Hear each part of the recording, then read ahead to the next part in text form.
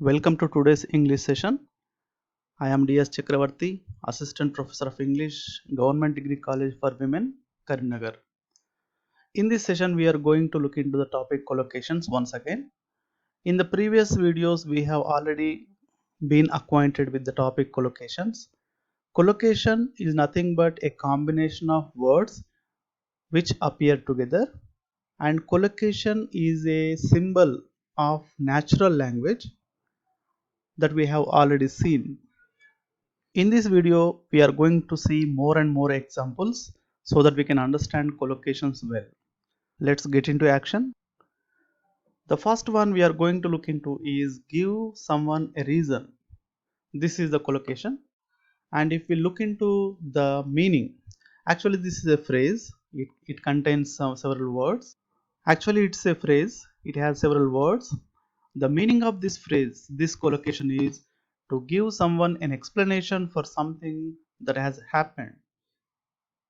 Something has happened and you are going to give explanation for what has already happened.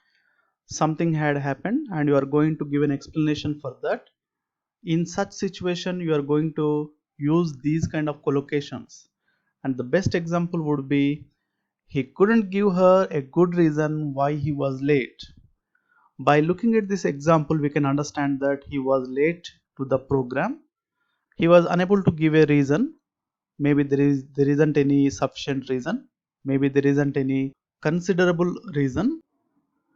Another example could be she gave me a good reason why she didn't answer me yet. In this situation she could come up with a wonderful explanation. So in these kind of examples, that means in these kind of situations, whenever you have to provide an explanation, you can use this collocation, give someone a reason. Now let's move on to the next one. Get the message.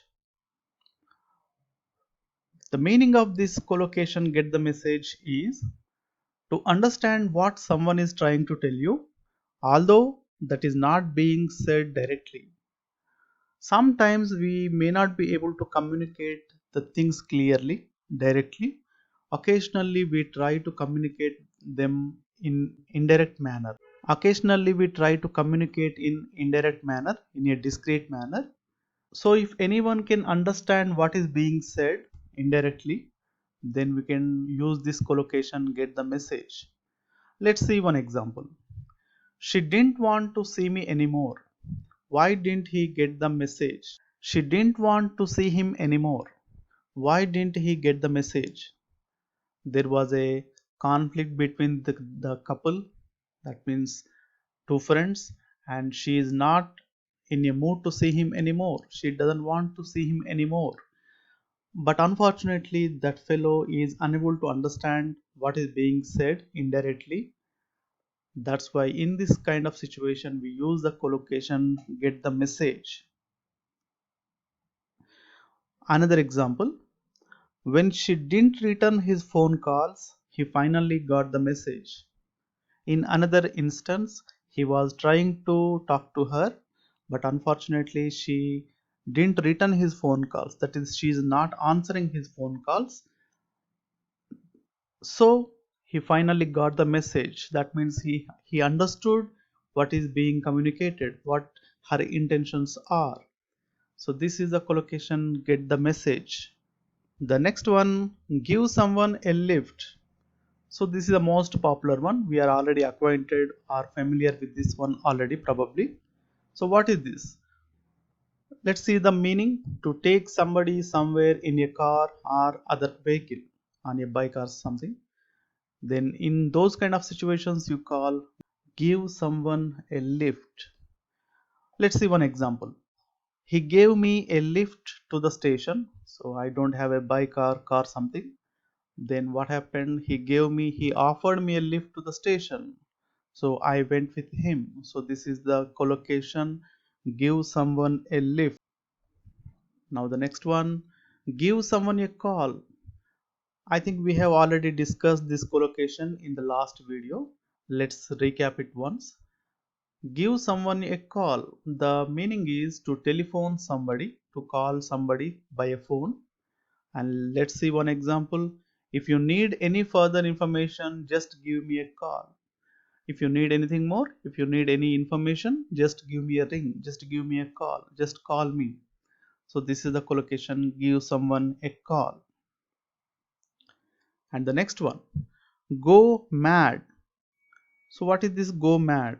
The meaning is very angry or annoyed. If a person is very much irritated, if he is in a rage, if he is very angry or annoyed, then we can use this collocation go mad. Let's see an example. He went mad and tried to attack people on the street. Go mad, here we can find the verb go, and if we can find the past tense of go, then we can easily understand that it is went. So he went mad, that means he is so much annoyed, he was so much angry, and what did he do? In that frustration, in that rage, what did he do? He tried to attack people on the street. One more example. She will go mad when she sees the damage. So she is not here and some damage has been done to her property. Her window glass might have been shattered or some valuable property might have been damaged. And when she returns and finds the damage, she will go mad. Will go mad. That means it indicates the future tense. Now let's move on to the next one. Go bald. It's a phrase. The meaning of the phrase go bald is to lose your hair, usually on your head. And the example is my brother started going bald in his 30s. We all find these kind of examples in these days because of the stress, daily routine, and without any relaxations methods, without taking proper care of health, not following any regular food habits. What is happening to us? All of us are facing the stress and anxiety. Due to those things, people are going bald in their early age. So here we can find this example. My brother started going bald in his 30s. Usually in the olden days, when you get old, then only you will start going bald. But here, even if they are in their middle 30s, mid 30s, they are facing these kind of issues. So this is the typical example for the collocation going bald, go bald. Now the next one, go grey. This is similar to the previous one that we learned just now, go bald. The meaning is if your hair goes grey, it starts to become white. Just now we have seen the reasons behind going bald, and the same reasons are behind this one also. That means if you are facing so much anxiety, stress in daily life, then your hair will turn to white. That means you appear old. Let's see one example here. Her hair seems to have gone grey very quickly. That means you appear old in your mid 30s. Let's see one example. Her hair seems to have gone grey very quickly. That means because of the unnatural, abnormal food habits and the stress, her hair became grey very quickly. Within no time, her hair became grey. She appears to be an old woman. Now let's move on to the next one. Go blind. This is also a phrase, a collocational phrase. Now let's see the meaning. To make someone unable to see, to make someone blind. Let's see an example. The disease made him go blind. We can understand very easily. Because of the disease, he became blind. Made means it indicates past tense. That means he already became blind. Now let's see one more example. Doctors think she will go blind. She had a disease and in the future because of the disease she may go blind. It indicates future. She will go blind. It indicates future. So these are some examples regarding the collocation go blind. Let's move on to the next one. That is go red. It is also a phrase, a collocation. Let's see the meaning. To become red in the face because You are embarrassed or ashamed. We all know about this example. We see these kind of examples in real life and in fiction. That means in novels and movies. So what is happening here? Because of embarrassment or being ashamed, your face becomes red. In those kind of situations, what happens? Our face becomes red. So this is called this is communicated through the collocation go red. Let's see one example to understand this collocation well. The example is Tom was very embarrassed and his face went red. Because of the embarrassment, his face became red. Occasionally, when we get shocked, that means we find a unbearable news, that means a shocking news, then we became pale also. Pale indicates white. Our face becomes white, that is pale. Here, because of embarrassment, we become red. We means our face becomes red. So this is the collocation go red. Now the next one, go dark. We all know dark. What is it, dark? Let's see the meaning. To become suddenly dark. That means the brightness has gone suddenly. The brightness has vanished, disappeared, and everywhere we can find darkness. Let's see one example to understand the collocation well. Suddenly the room went dark and I couldn't see anything. Maybe because of the power failure or because of the dark clouds, maybe suddenly the room went dark and I couldn't see anything. Typically we cannot see anything when there is darkness, so that is the natural example. Let's see one more example. The sky went very dark suddenly and it started to rain heavily. This happens all the time with us. Whenever there are dark clouds, suddenly it becomes so dark and we can expect a huge heavy rain within no time. That's all about the collocation go dark. The next one, get someone ready. The meaning is to prepare yourself or someone else to do something. That means to prepare yourself or prepare someone else to do something. Let's see one example. It's time to get the kids ready to go to bed. Now it's already late and we have already had the dinner. Now it's time to get the kids ready to go to bed. Now we have to make them prepared to go to bed. So this is the collocation get someone ready. Let's move on to the next one. The next collocation is get a ticket. Get a ticket is a verb and a noun combination. Get is a verb and a ticket is a noun. Let's see the meaning. To get a fine for breaking a traffic law. We may have these kind of experiences in our real life. Whenever we are going on a bike or car or some vehicle, if we break the traffic laws, we get challans. In India we get challans. It is also called tickets in western countries. So challans are, you will get a challan when you don't wear a helmet, or when you jump a red signal, or if you are going for triple riding also. So these kind of traffic disobediences you will get challans. That is getting a ticket. Let's see an example. My cousin got a ticket for speeding last night. My cousin got a ticket. That means got a traffic challan for speeding. What is the meaning of the word speeding? Speeding means going in a speed which is exceeding the limits imposed by the government. So this is the collocation get a ticket. Let's see one more example. Tom got a ticket for parking his car improperly. So the government decides the pattern and the system to park your cars in stipulated areas and stipulated manners. And if you do not follow those rules and regulations, then you will get a ticket. That the same thing happened here. Now let's move on to the next one. Get angry. Here we can find a verb and an adjective. and the meaning is to become angry.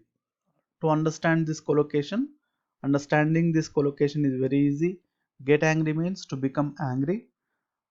The example is when my dad is in a bad mood, he gets angry easily.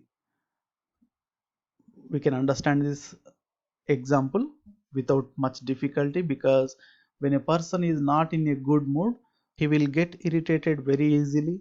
He gets angry very easily. That we understand. Now the next one, get better. Get better has two words. One is a verb and the other is an adjective.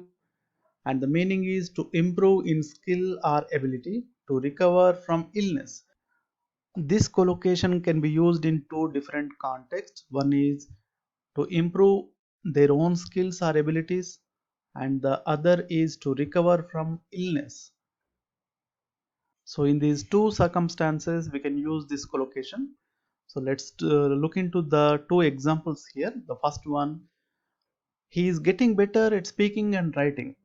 In this example we can understand that he is practicing much and that's why he is getting better results in speaking and writing. This indicates to improve his skills and abilities.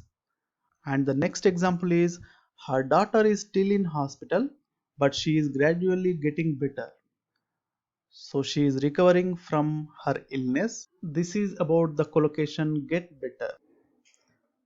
Now the next one, get changed. The meaning is to take off the clothes you are wearing and put on different ones. Let's look at the collocation first. It is a combination of two words. The first one, get, is a verb, and the second one, changed, is also a verb. The meaning is to take off the clothes you are wearing and put on different ones. It happens all the time. We do these kind of things all the time. We take off one kind of clothes and we put on different ones. Let's see one example. Your clothes are wet, so you should go and get changed right now. So you're drenched in the rain, you got wet. So after reaching your home, what you do? You change your clothes. This is the simple example we can find here. One more example, she got changed and went to the party. Before going to a party, we put on wonderful clothes that are party wear or something like that. So that's the thing about it. Now let's move on to the next one, that is get into trouble. The meaning of get into trouble is to become involved in an unpleasant, difficult situation. Get into trouble. Here we can find a verb and a noun, and the meaning is to become ourselves involved in a difficult situation. Get into trouble, get into a problem, get into an issue. Let's see one example. The company gets into trouble simply because of poor management. Any company, because of the poor management, it will get into trouble. The reason behind getting into trouble, the reason behind going into losses, the reason behind failures is simply the poor management of system. So this is the collocation get into trouble. And the next one is get old. It's a very popular collocation. Get old means to grow old, that means to become old, to become an elderly person. To put it simply, to become an elderly person. And let's see one example. Although my father gets old, he is still able to play golf. Though my father is an old man, he already grew old, still he has the capacity, he has the potential to play golf. He has the capability to play golf. This is a good example for the collocation get old. Let's see one more example. I think I'll have lots of leisure time when I get old. When I get old, I will have lots of leisure time. That means after retirement or something, we will have so much time to do so many things that we haven't fulfilled in our regular life, that we keep on postponing from our youth. So this is all about the collocation get old. Now the next one, get rid of. Here we can find a verb and an adjective. Get is a verb, rid of is an adjective. The meaning is to throw away something that you do not want. Sometimes we are bored with something and we do not want to have that thing with us. We try to get it away from ourselves. In those contexts, we can use the collocation get rid of. Let's see one example. I don't like these old clothes anymore, so I will get rid of all of them. You bought a clothes 5 6 years ago and you have been wearing them on different occasions, and now they are old and you don't want to keep them with you. Now you want to get rid of them, you want to throw away them. So this is the collocation get rid of. One more example we should look into. I will never wear this old t-shirt, so I should get rid of it. You have an old t-shirt and you are bored with it, you are vexed with it, you want to get rid of it. That means you want to throw it somewhere away. Let's move on to the next one, that is get tired. Here we can find the combination of a verb and an adjective. Let's look into the meaning. To become tired and feel like resting or sleeping. So after doing so much hard work or after traveling for a while, you become tired and you want to go to bed. You want to take rest. That is indicated through the collocation get tired. Let's see one example. After running for 2 kilometers, he suddenly got very tired. He was not habituated to running. That's why when he started running for 2 kilometers, he suddenly got very tired. He wanted to take rest. So this is all about get tired. Let's look into one more example. You can suddenly get very tired after playing that game. If you are not accustomed with particular games like cricket or shuttle badminton or something like that, on the first day if you keep on playing for hours, then you will get tired very easily. Sooner you will get tired. Now the next one, get upset. The meaning is to become very sad, disappointed about something. You feel sad, you feel disappointed, you feel depressed, then the collocation get upset can be used in those situations, in those contexts. Let's see one example. He got very upset to hear that the show had been cancelled. He was so much enthusiastic, he was so much excited about the show, but because of some reason the show had been cancelled. That's why he was so upset. He got very upset, he was disappointed, he was sad. Let's see one more example. Jane gets upset when anyone mentions about her divorce. By looking at the example, we can understand that she is a divorcee, and anyone mentions about her bitter past, that is the divorce, she gets upset. It naturally happens to with all of us, so nothing new about that. Let's move on to the next one, that is get used to. Get used to is a combination of verb and adjective, and the meaning is to become accustomed to or familiar with something. So if you are accustomed to something, or if you become familiar with something, then we can use the collocation get used to. The example is, eventually you will get used to the traffic of the city. Imagine you have moved to a metro city like Bangalore or Mumbai, or you may have been moved to some western country, that is in to US or London. Then you might be puzzled with the traffic, maybe because of the heavy traffic, or maybe because of the traffic rules, new traffic rules. You might get confused or puzzled. Eventually, after spending some days, some weeks, some months, you will get used to the traffic of the city. That means you become habituated to that. So that is the collocation get used to. One more example, you will soon get used to using this electronic device. Whenever we buy a new gadget or a new electronic device that we haven't used before, we actually do not know how to use that. So what we do, we go through the tutorial or we go through the pamphlet that is given with that product, then later after using it for several days or weeks, then we get used to the product. That means we don't have any difficulty while using the product. Now let's move on to the next one, that is give birth. Here we can find a combination of verb and a noun, and the meaning is, it's a very popular one, so we don't need much explanation here. Still we will try to look into the meaning and we will try to understand an example. The meaning is, if a mother gives birth, she produces a baby from her body. So this is giving birth.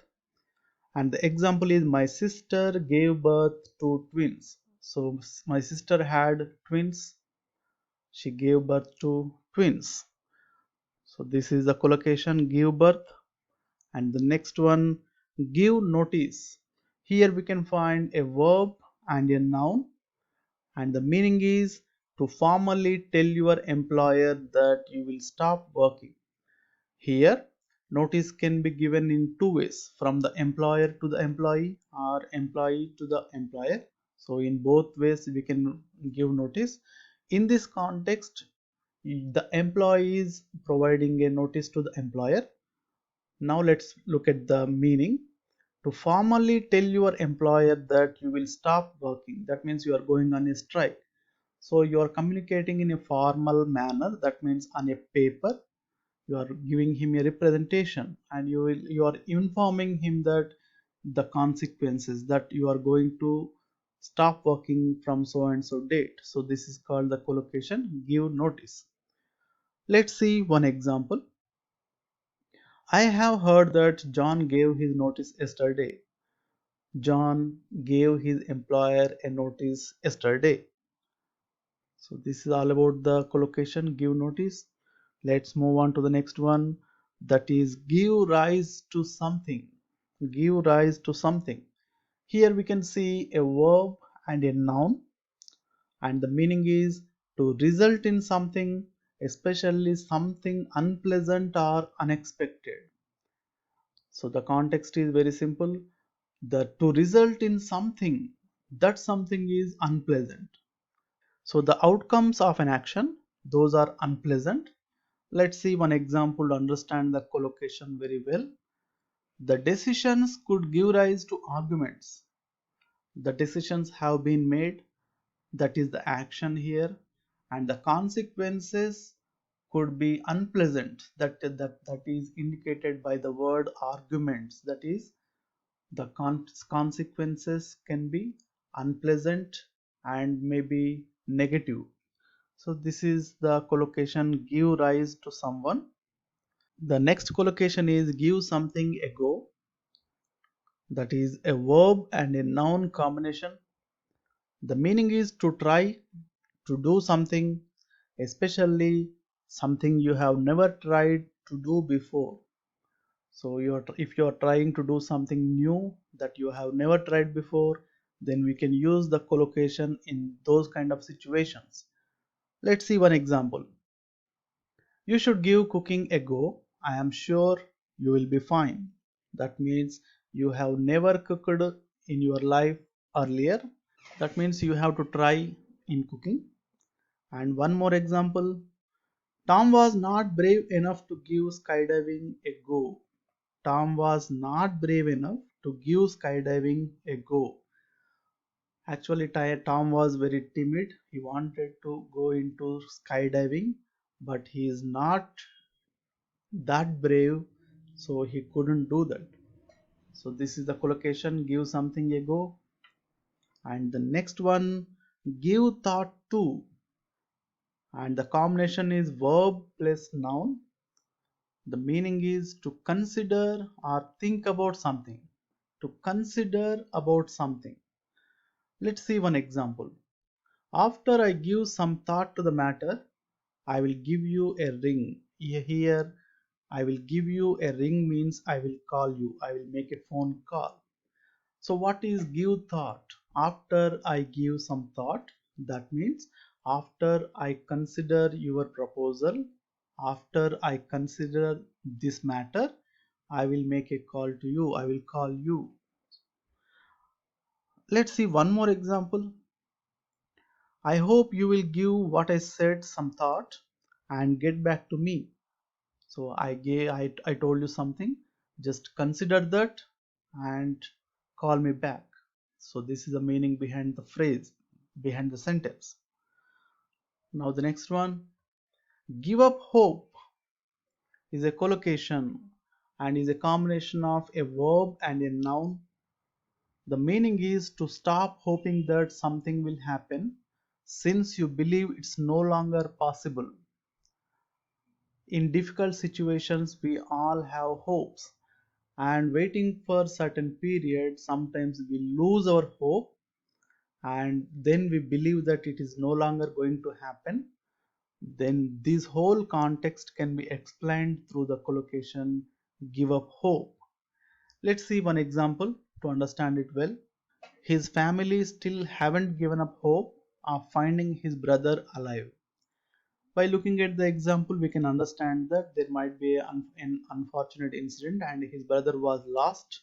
The whereabouts of his brother are not known, and his family members are in the hope that he will come alive one day. After several months, they lost their hope. That is, they gave up their hope. His family still haven't given up hope of finding his brother alive. But here, in this context, they haven't given up hope. That means still they have the hope that he will come alive today or the next day. His brother will come alive somewhere in the future, sometime in the future.